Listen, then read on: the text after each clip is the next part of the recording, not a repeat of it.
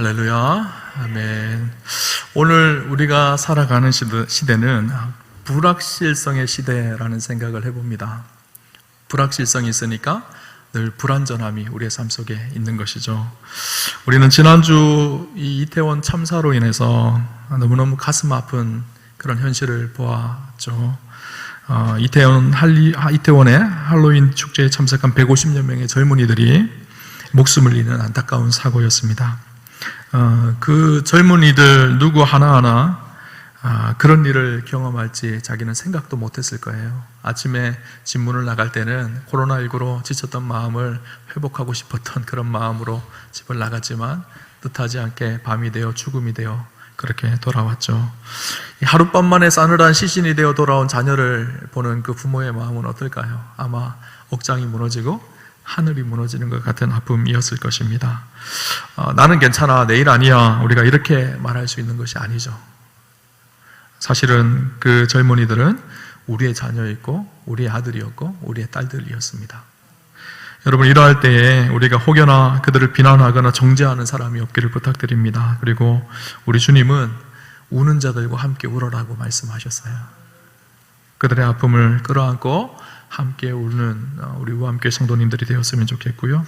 다시는 우리 주위에서 이런 일이 일어나지 않도록 기도해 주셨으면 좋겠습니다. 그리고 이 사고와 사태들이 잘 수습되어지고 또 부상을 당한 사람들이 잘 회복되어질 수 있도록 기도해 주시기를 부탁드립니다. 우리가 사는 세상은요, 온통 위험과 어려움이 많습니다. 늘 불안의 시대에 우리는 불안하게 살아가는 것이 오늘 우리의 삶이죠. 사실 이 불안이라는 것은, 두려움이라는 것은 과거, 오늘 이 시대만 있었던 것이 아니에요. 과거에도 불안함이 여전했었고요. 오늘 우리가 살아가는 이 시대도 여전히 불안할 것이고, 또 앞으로 살아가는 우리의 시대도요, 불안함은 끝이 없을 것입니다. 왜 그럴까요? 인간의 죄로 인해 온 세상이 깨어졌기 때문이에요. 망가진 세상 속에 우리가 살아가기 때문에 늘 위험과 불안함이 우리의 삶을 짓눌려서 우리를 이끌어갈 것입니다. 오늘 우리의 삶에 이런 불안한 시대에 살아가지만 불안에 갇혀 살아가는 그런 어리석은 삶은 아니었으면 좋겠다라는 생각이 들었어요. 오늘 성경은 우리에게 불안의 시대를 살지만 평안함이 있다는 것, 진정한 평안이 있다는 것을 우리에게 가르쳐주고 있습니다. 오늘 성경 본문은 불안해하고 두려워하고 있는 제자들에게 예수님께서 전해주시는 말씀이에요. 27절 말씀을 보면 우리가 잘 아는 말씀인데요, 우리 같이 한번 읽어보도록 하겠습니다. 같이 보겠습니다. 평안을 너희에게 끼치노니 곧 나의 평안을 너희에게 주노라. 내가 너희에게 주는 것은 세상이 주는 것과 같지 아니하니라. 너희는 마음에 근심하지도 말고 두려워하지도 말라. 아멘. 예수님께서 그렇게 제자들에게 말씀하셨습니다. 평안을 너에게 준다. 내가 주는 평안은 세상이 주는 평안과 같지 않다. 내가 주는 진짜 평안이 있으니까 너희는 마음에 근심하지도 말고 두려워하지도 말라. 그렇게 말씀하고 있죠. 이 말씀에서 보는 것처럼 당시 제자들은요, 근심하고 두려워하고 있었습니다. 그것도 그럴 것이, 오늘 본문 14장부터 17장까지는요, 예수님이 십자가에 달려 돌아가시기 전에 마지막 제자들에게 하신 설교의 말씀이거든요. 지금 예루살렘의 분위기가 심상치 않은 거예요. 사람들이 예수님을 못 받고 예수님을 잡으려고 하는 그런 분위기 속에 있었던 것이죠. 이 예수님이 언제 잡힐지 모르는 그런 두려움의 상황 속에서 예수님께서 자주 하셨던 말씀이 제자들은 생각이 난 거예요. 그것이 무엇인가 하면 내가 너희를 떠나겠다는 거예요. 내가 십자가에 달려 죽는다는 거예요. 제자들은 그 말이 무슨 말인지 이해할 수가 없었습니다. 그런데 지금 보니까 분위기가 이상해지고 있는 거예요. 예수님이 잡혀가실 것 같은 거예요. 예수님도 자꾸 떠나시겠다는 거예요. 그래서 주님은 십자가를 지시는 마지막 일주일 동안 제자들과 계속 함께 하시며 계속적으로 반복적으로 하신 말씀 중에 한 가지가 무엇인가 하면 근심하지 말라라는 말씀이었었어요. 그럼에도 불구하고 실제로 이 제자들은요, 예수님이 달려 돌아가셨지만 그때 근심하고 두려워하고 방 안에 갇혀져서 두문불출하며 그렇게 두려워하며 있었습니다. 아마 그때만큼 제자들에게 힘들었을 때는 없었을 것입니다. 그런데 그런 제자들을 향해서 주님은 평안을 이야기하고 있는 거예요. 지금 막 너무너무 두려워서 힘들어서 어려워하고 있는 그 제자들을 향해서 평안을 이야기하고 있습니다. 먼저 오늘 본문을 통해 알 수 있는 제자들이 불안해하고 있는 중요한 이유가 있습니다. 무엇인가 하면 예수님께서 떠나시겠다는 말씀 때문이에요. 지금 제자들은 예루살렘에 와 있지만 예수님을 따라왔거든요. 예수님을 신뢰하며 예수님만 의지하며 그렇게 예루살렘에 와 있거든요. 근데 예수님께서 떠나시겠다는 거예요. 더 이상 함께 할 수 없다는 거예요. 예, 그래서 이 요한복음 13장 30절에 보면 베드로가 예수님께 묻습니다. 주여 어디로 가십니까? 도대체 왜 자꾸 가신다고 하십니까? 도대체 어디로 가시려고 하십니까? 그렇게 물어요. 그러자 예수님께서 하신 대답이 내가 가는 곳을 내가 지금은 따라올 수 없으나 후에는 따라오리라. 내가 가는 곳 너희가 지금은 따라올 수 없어. 실제로 예수님이 가시는 십자가의 걸음 제자들이 따라올 수가 없었어요. 그리고 나중에 이후에 그들이 예수님이 가신 십자가의 걸음을 뒤따라가게 되어지죠. 그들은 지금 두려워하고 걱정합니다. 왜냐하면 예수님의 부재 때문이었어요. 예수님 따라서 이곳에 왔고 예수님의 놀라운 기적을 날마다 체험했습니다. 풍랑을 잠잠케 하시는 주님, 그들을 신실하게 인도해 오셨던 주님, 귀신 들린 자를 치료하고 죽은 자를 살리시고 오병이어의 기적으로 수많은 사람들을 먹여 살리셨던 그 놀라운 창조주이신 기적의 하나님, 그분이 지금 우리와 함께 하셨는데 그분을 의지해서 예루살렘까지 올라왔는데 그분이 떠나시겠다는 거예요. 더 이상 의지할 대상인 그분이 더 이상 함께하지 못한다는 이 두려움이 그들을 붙들었던 것이죠. 여러분, 우리가 잘 알듯이 예수님의 또 다른 이름이 있습니다. 예수님의 또 다른 이름이 뭐죠? 임마누엘이에요. 임마누엘의 뜻이 무엇일까요? 하나님이 우리와 함께 하신다라는 거예요. 우리 하나님 어떤 분이시죠? 천지 만물을 창조하신 하나님이에요. 근데 그 하나님께서 저 우주 밖에서 우리를 바라보시는 것이 아니라 이 땅에 육신의 몸을 입고 오셨어요. 그리고 우리와 함께 하셨어요. 그것이 임마누엘, 예수님이세요. 성육신 하신 예수님이세요. 그죠? 우리가 위기와 어려움 속에서도 이 세상을 이겨낼 수 있는 힘이 어디 있을까요? 임마누엘, 그 신앙의 고백 때문이에요. 오늘 주님이 나와 함께 하신다는 고백. 주님이 나를 붙드시고 나를 인도하신다는 그 확신이 있으면 어떠한 상황과 환경 속에서도 우리가 넉넉히 승리하고 이겨낼 수가 없습니다. 사실 우리 안에 평안이 사라진 궁극적인 이유 한 가지가 무엇인가 하면 우리는 상황과 환경 때문에 평안이 사라졌다고 생각을 해요. 상황과 환경이 우리를 불안하게 만드는 것이 아니라 실제로는요 무엇인가 하면 오늘 내가 주님과 동행하고 함께 한다는 사실을 망각하고 있기 때문이에요. 하나님 나를 이끌어 가신다는 그 은혜의 고백이 어느 순간 내 삶 속에서 사라져 버렸기 때문입니다. 근원적인 문제는요, 환경의 두려움이 아니라 하나님께서 우리를 인도하고 계시냐의 문제입니다. 하나님이 오늘 우리와 동행하고 있느냐의 문제입니다. 제자들이 그것 때문에 지금 두려워하고 있는 거예요. 그리스도이시고 메시아이신 그분이 더 이상 함께 하시지 않는다는 것이죠. 주님과 함께 하심을 잃어버릴까 두려워하는 제자들에게 두려워하지 말아야 할 이유가 무엇인지 예수님께서 말씀하십니다. 그것이 무엇인가 하면 26절에 보혜사 곧 아버지께서 내 이름으로 보내실 성령, 그 성령님을 너에게 보내실 것이다 라는 말씀을 하고 있는 거예요. 나는 이제 떠나지만 너희와 함께하는 진짜 하나님, 영이신 하나님이 너희와 함께 하셔서 그분이 너희를 이제는 인도하시고 도우실 거라는 거예요. 그래서 우리가 읽었던 요한복음 14장부터 17장까지 가장 중요한 주제가요 바로 그것입니다. 보혜사 성령님에 대한 이야기가 기록되어져 있어요. 심지어 예수님께서 뭐라고까지 말씀하시는가 하면 16장 7절에 보면 이렇게까지 말씀하십니다. 내가 너희에게 실상을 말하노니 내가 떠나가는 것이 너희에게 유익이라. 내가 떠나가지 아니하면 보혜사가 너희에게로 오시지 아니할 것이요 가면 내가 그를 너희에게 보내리니. 내가 떠나가는 것이 오히려 너희에게는 유익이라는 거예요. 아니 예수님이 떠나가시는데 그것이 어떻게 유익이 될까요? 예수님은 육신의 몸을 입고 이 땅에 오셨어요. 육신은요 시간과 공간의 제한을 당합니다. 그래서 예수님을 만나려면 어떻게 해야 될까요? 지금 우리가 예수님을 만나려면 어떻게 해야 될까요? 2000년 전으로 되돌아가서 예루살렘으로 가야지 그 예수님을 만날 수가 있어요. 왜냐하면 예수님은 육신으로 오셨기 때문에. 그런데 영이신 성령님, 하나님의 영으로 오신 성령님은요 시간과 공간에 제한당하지 않습니다. 오늘 이곳에서도 임마누엘로 함께 하시는 분이 우리 성령님이세요. 예수님이 계속해서 그 말씀을 하고 있는 거예요. 내가 너희를 떠나는 것이 유익하다. 왜냐하면 내가 너희와 함께 할 때만 내가 너희를 통해서 나를 드러내지만 이제는 하나님의 영이신 성령님께서 보혜사로 우리 가운데 오셔서 우리를 인도하시고 지켜가시고 날마다 함께 하실 것이기 때문에 오히려 떠나는 것이 유익하다. 그렇게 말씀하고 있죠. 이 보혜사라는 말이요 이 헬라어로 기록되어 있는데 헬라어로는 페라클레토스라는 단어로 기록되어져 있습니다. 그 뜻이 우리를 보살피고 돕기 위해 보냄을 받은 자라는 뜻입니다. 이 단어의 의미 속에는요, 성령님께서 우리 가운데 어떻게 일하시는지를 알 수가 있어요. 이 보혜사라는 페라클레토스라는 단어를 성구사전에 찾아보면요, 여러 가지 영어 단어로 기록되어져 있어요. 우리가 잘 아는 단어가 몇 가지가 있는데, 첫 번째는요, teacher. 여러분, teacher 뭔지 아시죠? 선생님이에요. 보혜사는요, 우리의 선생님이십니다. 하나님의 말씀을 가르치고 하나님의 말씀을 기억나게 하시는 분. 그래서 오늘 본문 26절에 그렇게 말하고 있죠. 성령님 오셔서 우리에게 가르치시고 너희에게 말한 모든 것을 생각나게 하시겠다. 그렇게 말씀하십니다. 성령님은요, 하나님의 뜻이 무엇인지를 우리로 밝게 알게 하시는 분이세요. 하나님의 말씀이 어떻게 우리에게 적용되어지는지 우리의 삶에 적용하시는 분이 성령님이십니다.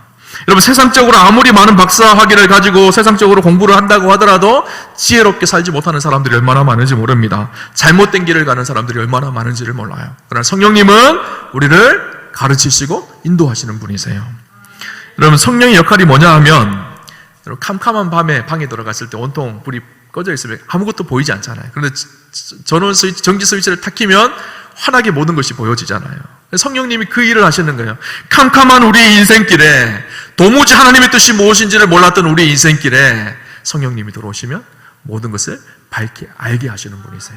그래서 우리에게 하나님의 말씀을 가르치는 분이십니다. 성령님의 도움 없이는 우리 하나님의 말씀을 올바로 알 수 없게 되어지죠. 성경에는요, 보편성과 특별성이 있어요. 보편성이라는 것은 무엇인가 하면, 모든 사람들이요, 성경을 읽을 수가 있어요. 모든 사람들이 성경을 통해서 주시는 하나님의 메시지가 기록되어져 있습니다. 특별성이 있어요. 모든 사람에게 주신 성경의 말씀이지만 오늘 나에게 주신 하나님의 말씀이 되게 하시는 말씀의 특별성이 있습니다. 그래서 말씀을 묵상할 때 때때로는 저마다 말씀을 묵상하면 같은 본문이지만 다르게 적용되기도 하고 다르게 읽혀지기도 하고, 각자에게 주시는 특별한 말씀이 있어요. 각자 우리에게 주시는 특별한 말씀을 조명하시는 것이 성령님께서 하시는 일이에요. 말씀을 깨닫게 하시고 알게 하십니다.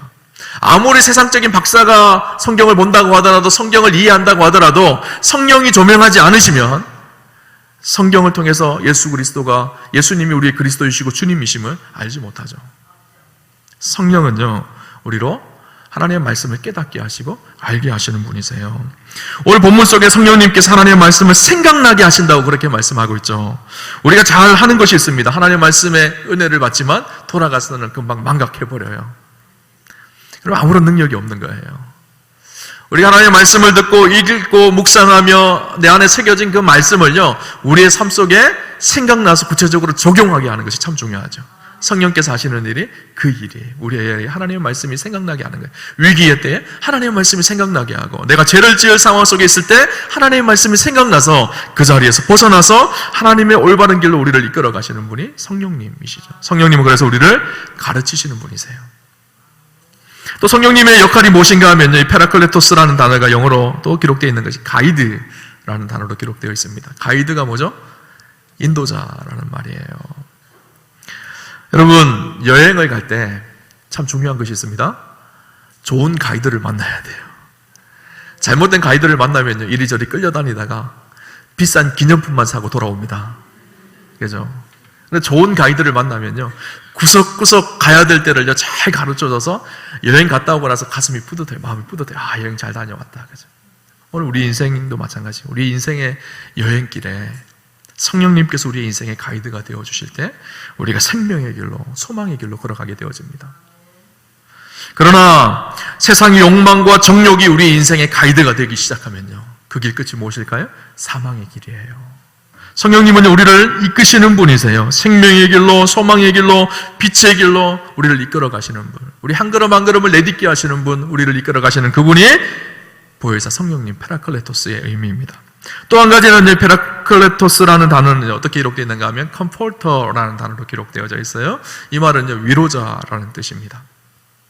우리가 세상을 살면서 이런저런 아픔과 고통이 얼마나 많은지 모릅니다. 눈물 많은 일들이 얼마나 많은지 모릅니다. 가정에서, 직장에서, 삶의 현장에서 우리는 늘 상처받으며 살아가고 있어요. 많은 분들이 저에게 상담을 하러 올 때가 있습니다. 그러면 대부분의 문제가 무엇인가 하면요, 상처받은 문제예요. 이것 때문에 상처받고 저것 때문에 상처받고. 근데 특이한 것은요, 상처를 준 사람은 별로 없어요. 다 상처를 받았다는 거예요. 사실 우리의 마음이 그만큼 연약한 것이죠. 상처를 받고 그렇게 살아갑니다. 근데 이 상처 안에 갇혀서 살아가는 것은 어리석은 일이에요. 성령님은 이 상처를 치료하고 회복하게 하시는 위로자이십니다. 여러분, 세상 속에 상처받고 이렇게 저렇게 힘들더라도 주일날 교회에 와서 하나님 앞에 예배드리며 성령께서 우리를 만지시고 새롭게 하시고 치유하신 하나님의 은혜를 경험하시기를 축복합니다. 교회는요, 사실 그래서 교회에 대한 여러 가지 이미지가 있어요. 교회는 군대이기도 하고요, 군함이기도 하고요. 교회는요, 또 한 이미지가 무엇인가 하면 병원이에요. 병원. 세상에 상처받고 고통스럽고 힘든 일들이 주님 앞에 나와서 치료받고 회복되어지는 것. 저는 오늘 우리 우암교회 예배가요, 성령의 충만함으로 모든 연약함과 상처를 치료하는 그런 예배의 회복의 자리가 되는 그런 예배가 되는 영적인 병원과 같은 교회가 되기를 주님 이름으로 축복합니다. 예전에 한 목사님이 저에게 이런 이야기를 한 적이 있습니다. 목사님이 성령 충만하셔서 하나님의 말씀을 통해서 성도들이 은혜를 받기 시작하면 성도들도 성령 충만해져서 순한 양이 되어 서로를 사랑하게 되어질 것입니다. 그런데 목사님이 성령 충만하지 않아서 성도들이 은혜를 받지 못하면 성도들이 염소가 될 것입니다. 염소가 되어서 서로를 마구 들이받기 시작할 것입니다. 그리고 그 염소는 끝내 목사님을 향하게 되어질 것입니다. 그렇게 얘기하시더라고요. 제가 그 말을 듣고 충격을 받았어요. 목사는 어떤 사람일까요? 성도들이 성령 충만할 수 있도록 그 일들을 지속시켜주는, 그것이 목회자의 사명이에요. 저는 우리 우암교회 성도님들이 주일 예배에 와서 성령 충만함으로 하나님께서 치유하고 회복하시는 놀라운 은혜들을 날마다 경험하는 그런 축복이 있으시기를 주님 이름으로 축원합니다. 성령님은요, 우리를 치료하시는 분이세요. 우리를 회복하시는 분이세요. 이 페라클레스토스라는 단어가 여러 가지 의미가 있습니다. 헬퍼라는 의미도 있고, 우리를 도우시는 분이라는 의미도 있고요, 카운셀러라는 단어도 있습니다. 우리를 상담하시는 분, 우리를 치료하시는 분, 이런 의미이죠. 여러분, 성령님께서는요, 오늘 우리를 회복하셔서 우리를 보혜사, 이 말이 원래는 예수님께서 또 다른 보혜사를 우리에게 주시겠다, 그렇게 표현하거든요. 제자들에게 지금 보혜사는 예수님이시거든요. 예수님이 떠나신다는 거예요. 그런데 이제는 너에게 또 다른 보혜사, 영이신 성령 하나님께서 우리 가운데 오셔서 우리를 이끄신다는 거예요. 그렇게 성령 하나님께서 우리의 삶을 이끌어 가시면 페라클레토스, 우리를 인도하시고 가르치시고 인도하시고 우리를 위로하시는 그 성령님께서 우리 가운데 함께 하셔서 우리를 인도하시면 우리의 삶 속에 마땅히 나타나야 될 열매가 무엇일까요? 그것이 평안이에요. 평안. 그렇죠? 성령님이 우리를 붙드시면 그 속에 나타나는 열매가 이 평안입니다. 그래서 27절 말씀을 하고 있는 거예요. 예수님께서 내가 너희를 떠날 것이지만 보혜사 성령께서 너희에게 오실 것이다. 그러면서 하시는 말씀이 27절에 평안을 너희에게 끼치노니 곧 나의 평안을 너희에게 주노라. 내가 너희에게 주는 것은 세상이 주는 것과 같지 아니하니라. 너희는 마음에 근심하지도 말고 두려워하지도 말라. 내가 주는 평안은 세상이 주는 평안과 다르다. 너희는 근심하지 말고 두려워하지 말라. 그렇게 말씀하세요. 평안에는요, 철학적으로 두 종류의 평안이 있습니다. 첫 번째 평안은요, 팍스 로마나의 평안이에요. 무슨 말인가 하면 라틴어인데요, 로마로부터 오는 힘에 의한 평화라는 거예요. 당시 예수님 시대는 로마가 온 세상을 통치하였습니다. 로마의 힘과 권세 앞에 아무도 무슨 소리를 할 수가 없었어요. 그 힘이 사람들을 짓눌렀기 때문에. 그래서 겉으로 보기에는요, 너무너무 평화스럽습니다. 너무너무 좋아 보여요. 로마의 힘에 억눌렸기 때문에. 누구 하나 로마에 항변할 수가 없고 대항할 수가 없어요. 그러나 이 평화는요, 위장된 평화예요. 겉으로 보기에는 평화스러운 것 같고 그 로마의 힘에 아무도 대항하지 못하는 것 같아 보이지만 사실은 모든 사람들이 고통스러워하고 어려움 속에 있어요. 감춰진 위장된 평화예요. 그것이 세상의 평화입니다. 세상은 힘이 있으면 평화롭다고 생각을 합니다. 돈이 있으면 평화롭다고 생각을 해요. 다 위장된 평화예요. 겉으로는 평화스러운 것 같아 보이지만 다 순간적이고 다 찰나적이에요. 근데 성경에서 말하는, 오늘 성경에서 우리 예수님께서 말씀하시는 진짜 평안이 있습니다. 세상이 주는 팍스 로마나의 평화와 다른 진짜 평안이 있는데 그것이 무엇인가 하면 샬롬이라는 거예요. 평안을 너에게 주노라. 이 평안은요, 하나님과의 관계 안에서 이루어지는 평화예요. 천지를 창조하시고 역사하시고 운행하시는 그 하나님, 그 하나님이 나의 하나님이 되어서 오늘 나와 동행하심, 그 임마누엘로 누려지는 평안, 이것이 샬롬입니다. 세상은 혼돈스럽고 시끄럽지만 그럼에도 불구하고 하나님과 함께 하기에 흔들리지 않는 이 평안, 이 평안을 하나님 우리에게 주시겠다고 말씀하고 있는 것이죠. 오늘 여러분, 평안을 착각하시면 안 돼요. 세상이 주는 평안이 진짜 평안이라고 생각하시면 안 돼요. 로마서 12장에 보면 이런 이야기가 나옵니다. 한 부자가 있었습니다. 한 해 동안 농사를 지었는데 많은 곡식을 거두게 되어져요. 그 곡식이 너무너무 많아서 몇 년을 먹을 수 있는 곡식입니다. 창고에 넣으려고 하면 창고가 부족해요. 그래서 창고를 넓혔습니다. 창고를 넓혀서 창고에 곡식을 가득가득 채웠습니다. 너무너무 행복한 거예요. 사람들을 불러 모아서 잔치를 하고 우리가 먹고 마시고 쉬고 놀자, 그렇게 막 잔치를 엽니다. 근데 그때 하나님이 말씀하십니다. 어리석은 자여, 오늘 밤에 내 영혼을 도로 찾으리니 그러면 내 준비한 것이 누구의 것이 되겠느냐.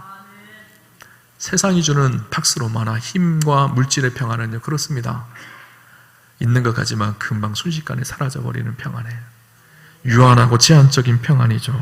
이런 세상의 평안에요, 우리가 속으면 안 돼요. 성경에 샬롬의 사람, 평화의 사람 한 명을 뽑으라면요, 저는 다윗을 뽑을 수 있겠다는 생각이 듭니다. 다윗이 인생이요, 사실 고난과 아픔이 굉장히 많았거든요. 광야 생활 속에서 자기의 장인이었던 사울에게 쫓기며 사울이 3,000명의 군사, 정예화된 군사를 불러놓고 다윗을 잡기 위해서 샅샅이 그렇게 다윗을 뒤지죠. 죽음의 칼이 늘 자기 목 앞에 와 있었던 사람이 다윗이에요. 그가 왕이 되고 난 이후도 그의 삶이 평안하지 않았습니다. 그의 자녀들이 수많은 문제들을 일으켰거든요. 뿐만 아니라 그의 아들이었던 압살롬이 쿠데타를 일으켜서 다윗이 자기 아들의 손에 죽게 생긴 거예요.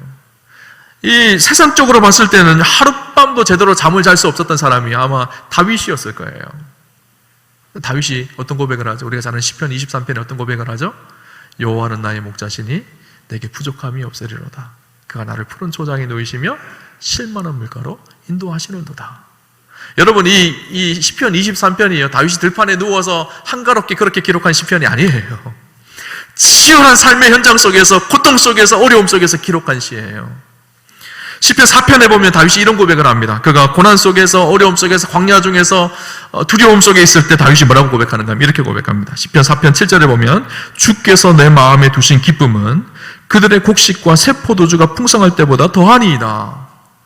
곡식을 많이 거두고 새 포도주가 풍성했던 이 세상에 이런 많은 유익이 있는 것보다 더 큰 기쁨이 오늘 내 안에 있다는 거예요. 하나님과 함께하며 누리게 되는 이 샬롬의 평안의 기쁨이 오늘 내 삶을 붙들고 있다는 거예요. 8절에 보면 내가 평안히 눕고 자기도 하리니 나를 안전히 살게 하시는 이는 오직 여호와시니이다. 내가 평안히 눕고 자기도 하리니. 여러분, 불안함이 생기면 가장 첫 번째 나타나는 증상 한 가지가 무엇인가 하면요, 잠이 안 와요. 그래서 오늘날 현대인들이 얼마나 많이 불면증에 시달리며 살아가는지 모릅니다. 그 의미가 무엇일까요? 불안하다는 거예요. 근데 오늘 다윗이 사실은 불면증에 걸리면 수도 없이 불면증에 걸려야 될 사람이 다윗이거든요. 그런데 다윗이 뭐라 그러죠? 내가 평안히 눕고 자기도 하리니. 평안히 눕고 평안히 산다는 거예요. 그 이유가 무엇일까요? 나를 안전히 살게 하시는 이는 오직 여호와이시니이다. 하나님 안에 있는 거예요. 하나님이 주시는 평안이 다윗을 붙들고 있었던 것이죠. 샬롬이 무엇인지를 다윗은 알고 있었어요. 하나님과 함께하는 이 진실한 평안함이 무엇인지 알고 있었던 것이죠. 오늘 제자들의 모습을 한번 봅시다. 제자들이 사실 불안했거든요. 두려웠거든요. 이 불안하고 두려웠던 제자들이요, 진정한 평안함을 누리기 시작합니다. 언제 누렸을까요? 사도행전 2장 이후부터 누리게 되어져요. 사도행전 2장 사건이 어떤 사건인지 아시죠? 성령이 강림한 사건이에요. 성령이 임하시니까, 하나님이 함께 하시니까, 하나님과 동행하니까 세상의 두려움과 염려와 근심이 사라지기 시작했어요. 담대하게 주의 복음을 전하기 시작합니다. 고난이 찾아와도, 심지어는 순교의 자리까지 나아가도 두려움이 없는 거예요. 왜 그랬을까요? 하나님이 함께 하시는 거예요. 하나님이 동행하시는 거예요. 그들에게는요, 세상이 주는 가짜 평안의 요소들이 하나도 없었습니다. 그들이 돈이 있었나요?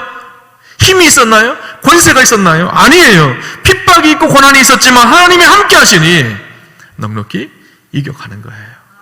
그 마음속에 진짜 하나님의 평안이 붙들고 있었던 것이죠. 그죠? 여러분, 오늘 우리가 사는 시대는요, 정말 불안의 시대입니다.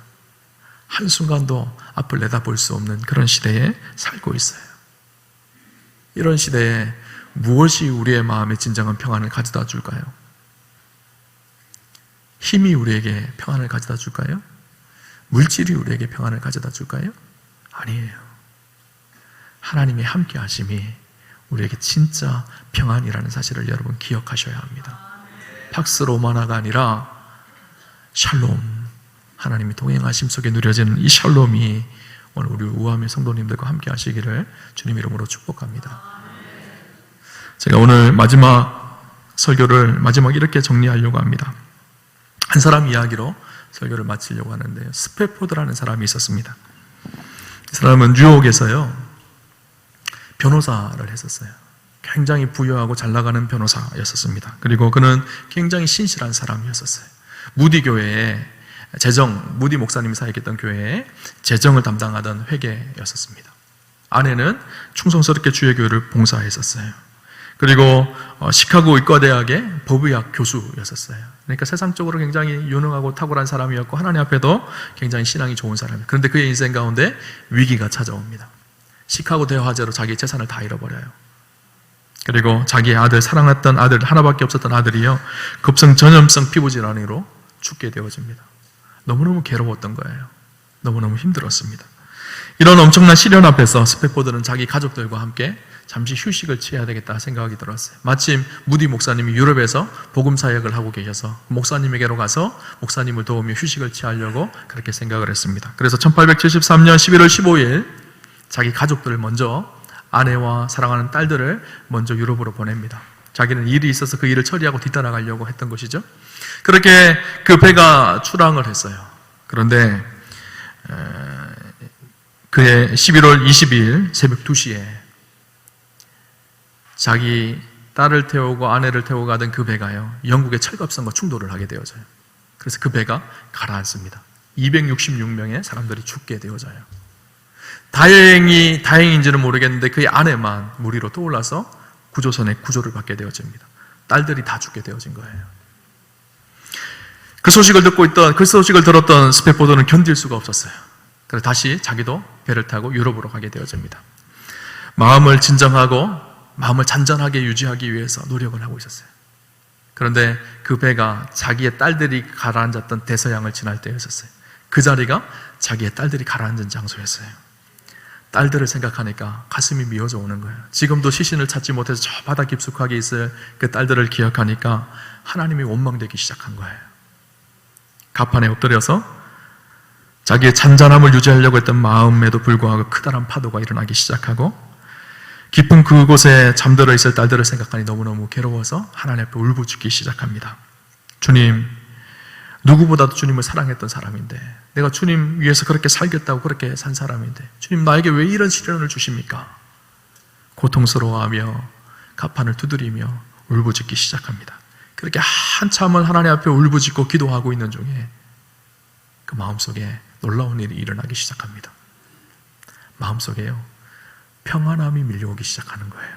도저히 평안할 수 없는 상황인데 마음속에 평안함이 밀려오기 시작하는 거예요. 절망과 탄원의 기도를 하나님께 드렸는데 그 기도의 끝은 감사와 평안함이었었어요.